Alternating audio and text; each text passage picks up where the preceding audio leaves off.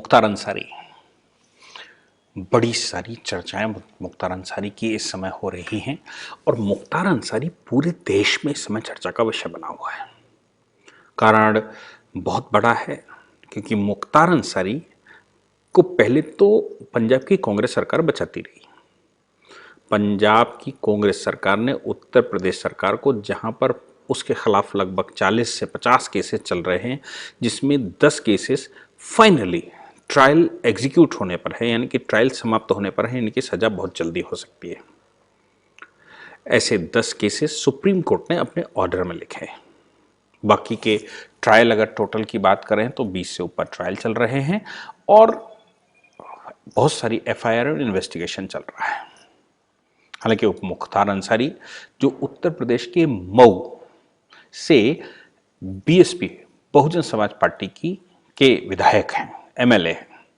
Bahujan Samaj party, मैं आपको बता दूं कि बहुजन समाज पार्टी ये विश्वास करती है कि बाहुबलियों को अगर खड़ा किया जाएगा तो बाहुबली हमको सीट दिलाएंगे। हमको सीट से मतलब हमें बाहुबली देना है और बाहुबली को लाना है। इसलिए बहुत सारे बसपा के और सपा के विधायक आपको बाहुबली मिलेंगे, क्योंकि इन दोनों की पॉलिसी एक थी। इसीलिए इन दोनों ने पिछले चुनाव में गठबंधन करके बुआ भतीजे ने चुनाव लड़ा। हश्र उनका बड़ा बुरा हुआ, वो अलग बात है। अब यहां पर एक बड़ी समस्या है।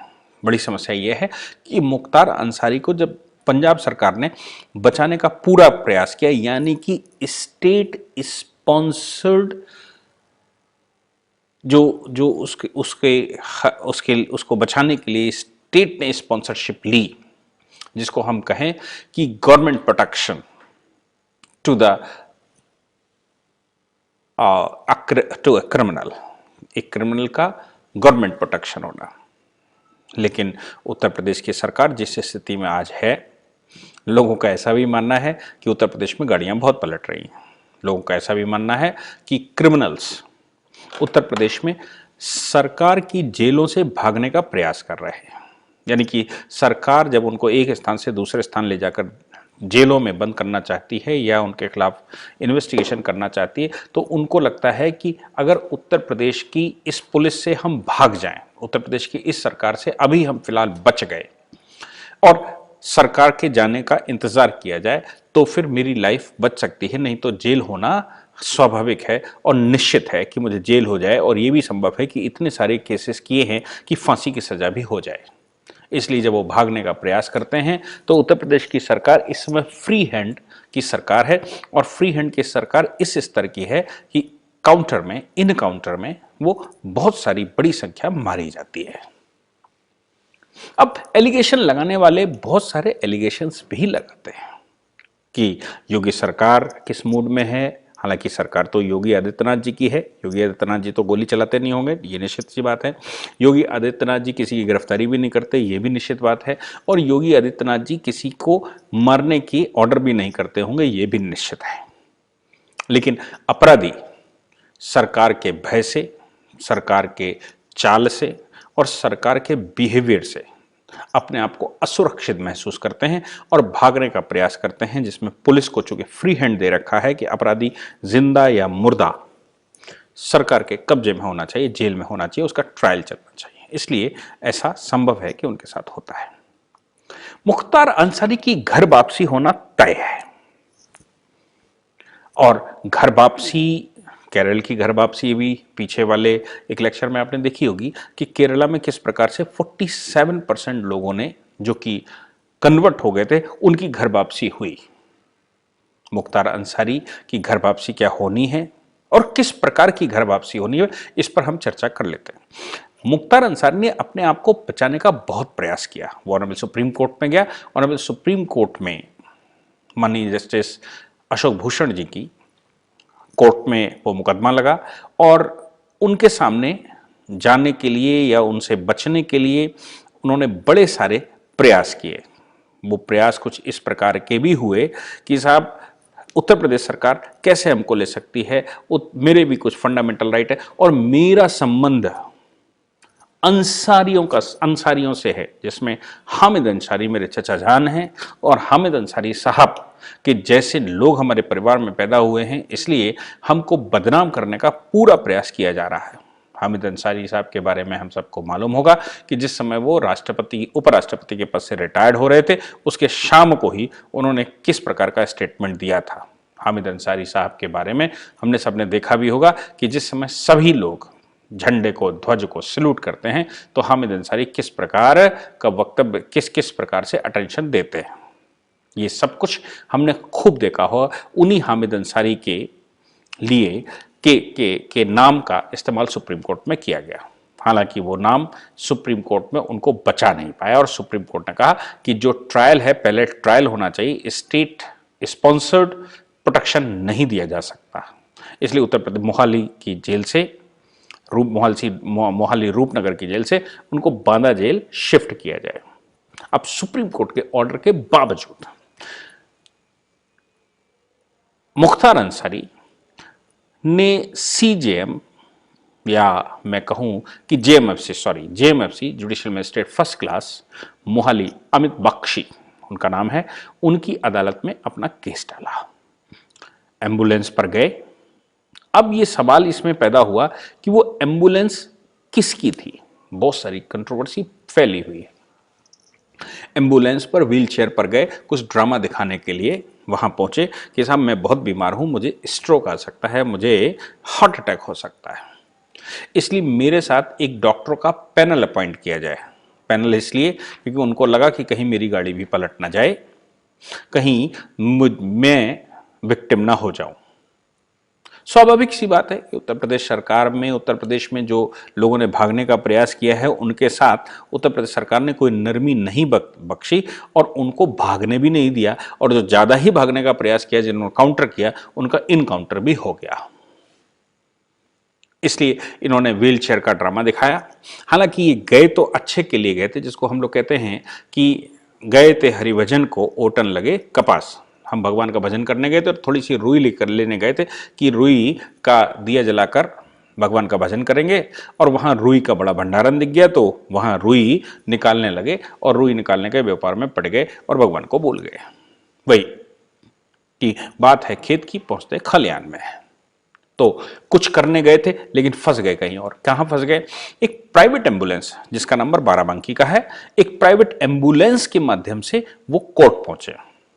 हाँ, प्राइवेट एम्बुलेंस पर जब कोर्ट पहुंचते हैं, हालांकि कानूनन अगर एप्लीकेशन किया जाए उस सरकार को कि साहब मैं बीमार हूं, तो एक प्राइवेट एम्बुलेंस हायर की जा सकती है, लेकिन वो प्राइवेट एम्बुलेंस का पैसा तो ये ही देगा, मतलब जो वो फैसिलिटी चाहता है। अलग से अगर जेल के डॉक्टर ने रिकमेंड नहीं किया है, तो ऐसी परिस्थिति में एम्बुलेंस का पैसा वो व्यक्ति देगा जिसने एम्बुलेंस की डिमांड की है। लेकिन एम्बुलेंस की फैसिलिटी केवल डिमांड करने का अधिकार है, वो एम्बुलेंस प्रोवाइड करवाएगी राज्य सरकार। ये वो किस प्रकार की एम्बुलेंस में, सरकारी एम्बुलेंस, प्राइवेट एम्बुलेंस, कैसा, उसको लेकर चलेंगे। अब राज्य सरकार का इसमें मानना है, जब ये फसड़ फंस गई, उत्तर प्रदेश सरकार ने बाराबंकी के उस हॉस्पिटल में जिसके नाम से वो एम्बुलेंस रजिस्टर्ड है, पता करने का कोशिश किया तो मालूम पड़ा कि एम्बुलेंस रिटायर्ड हो चुकी है, हॉस्पिटल भी बंद हो चुका है। कोई कहता है हॉस्पिटल चालू है, कोई कहता है इन्वेस्टिगेशन चल रहा है, और बहुत कुछ। लेकिन उत्तर प्रदेश सरकार ने इसको बड़े महत्वता से लिया, यानी कि बहुत संज्ञान में लिया और पंजाब सरकार को कह डाला कि आप मुझे जवाब दें कि आपके यहां मुख्तार अंसारी अपनी प्राइवेट गाड़ी से कैसे जा रहा था।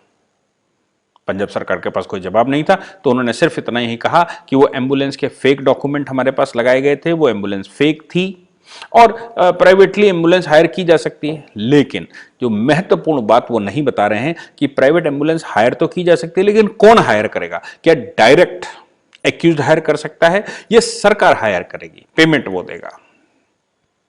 ये दोनों महत्वपूर्ण बात है। तो राज्य सरकार ने किसी भी प्राइवेट एम्बुलेंस में किस आधार पर किसी व्यक्ति को बैठा दे, क्या भगाने का प्रयास था? क्या राज्य सरकार ये कहना चाहती है कि आप हमारे दामाद हैं, आप हमारे यहाँ पंजाब में जो चाहें वो कर सकते हैं, जेल के अंदर भी, जेल के बाहर भी, एम्बुलेंस में भी, और हम आपको पूरी फैसिलिटीज आपके अनुसार देंगे? या फिर वो जेल मैनुअल के अनुसार या कानून व्यवस्था से एप्लीकेशन करने वाले व्यक्ति की एप्लीकेशन पर पैसे लेकर स्वयं एक एम्बुलेंस हायर करेंगे? पंजाब सरकार जिस प्रकार से उनके पक्ष में खड़ी है और जिस प्रकार से उनकी मदद कर रही है, उन सब से ये जाहिर होता है कि पंजाब सरकार बिल्कुल खुला समर्थन कर रही है। लेकिन एम्बुलेंस प्रकरण में फंस तो गए ही हैं अंसारी। अब जब अमित बख्शी की अदालत में वो मामला गया तो मेडिकल ग्राउंड बताया गया। मेडिकल ग्राउंड पर उन्होंने जब सुप्रीम कोर्ट का ऑर्डर पढ़ा तो सुप्रीम कोर्ट का ऑर्डर पढ़ने के बाद उन्होंने कहा कि ये सारे ग्राउंड जो आपने हमारी अदालत में लगाए हैं ऑनरेबल सुप्रीम कोर्ट में ऑलरेडी लगा चुके हैं, और चूंकि सुप्रीम कोर्ट में लगा चुके हैं और सुप्रीम कोर्ट ने उसके बावजूद आपके ट्रांसफर का ऑर्डर किया और मेरे लिए कोई डायरेक्शन नहीं है, इसलिए सुप्रीम कोर्ट के ऑर्डर का पालन करना ही मेरा एक दायित्व बनता है। आपकी घर वापसी होनी तय है। अब मुख्तार अंसारी, मैं बार बार कह रहा हूं कि मुख्तार अंसारी नहीं आना चाहता। क्यों? क्योंकि जो मुकदमे यहां चल रहे हैं और उनमें 10 मुकदमे ऐसे हैं जो मर्डर, अटेम्प्ट टू मर्डर के हैं, जिनमें सजा होना लगभग तय है, यानी कि वो फाइनल स्टेज पर है। और अगर सजा उसमें सजा मौत का ऑर्डर हो गया तो योगी सरकार तो आप जानते ही कि उसने क्या करना है। योगी जी किसी प्रकार से कोई मुआफी देने वाले नहीं है। पंजाब से जब वो आ रहे होंगे बांदा जेल में, तो रास्ते में अगर भागने भूगने का कोई पेशाब करने गया, कुछ और हुआ, भागने भूगने का प्रयास करेंगे तो भी उत्तर प्रदेश सरकार बख्शने वाली नहीं है। विकास दुबे ने भागने का प्रयास किया था, क्या हश्र हुआ आपने देखा। जितने अपराधियों ने उत्तर प्रदेश पुलिस से भागने का प्रयास किया, Uttar Pradesh police right now is in action. वो एक्शन में पुलिस है और वो अपना काम कर रही है। मुख्तार अंसारी इन मामलों में अगर जेल पहुंच जाता है, बांदा जेल तक, तो फिर ट्रायल में उसको सजा होना तय है। और भागने का प्रयास करता है तो आपको मालूम है कि कोई भी पुलिस देश की क्या करेगी। मुख्तार अंसारी पूरी शक्ति लगा रहा है, लेकिन मुख्तार अंसारी की घर वापसी यानी कि बांदा जेल वापसी, उत्तर प्रदेश वापसी तय है। इसलिए मुख्तार अंसारी को अपने घर आना ही होगा और सुप्रीम कोर्ट के ऑर्डर का पालन चूंकि होना है, तो ऐसी परिस्थिति में प्राइवेट एम्बुलेंस मामले में मुझे लगता है कि उत्तर प्रदेश सरकार सुप्रीम कोर्ट तक जरूर जाएगी और इस मामले को खोलने का प्रयास करेगी कि अपनी प्राइवेट एम्बुलेंस में क्यों गया मुख्तार अंसारी और वो सरकारी रिकॉर्ड पर क्यों नहीं है। लेकिन यह निश्चित है कि अब सुप्रीम कोर्ट के ऑर्डर के अनुसार घर वापसी निश्चित है। यहां घर वापसी का मतलब रिलीजन से वापसी नहीं है। घर वापसी का मतलब उसका जो ओरिजिनल उत्तर प्रदेश घर है, जहां योगी आदित्यनाथ जी की सरकार है, उस उत्तर प्रदेश अपने घर में वो जरूर आएगा। और सुप्रीम कोर्ट के ऑर्डर के बाद वो बांदा जेल में उनका इंतजाम किया गया होगा, जहां पर वो विराजमान होंगे, जहां उनकी सेवाएं की जाएंगी और उत्तर प्रदेश सरकार उनकी सेवा करेगी। इसलिए उनको घर वापसी मुबारक। हामिद अंसारी को भी मैं मैसेज देना चाहता हूं कि हामिद अंसारी साहब, आपके भतीजे की घर वापसी आपको मुबारक हो और आपको भी घर वापसी करनी ही चाहिए। Thank you very much.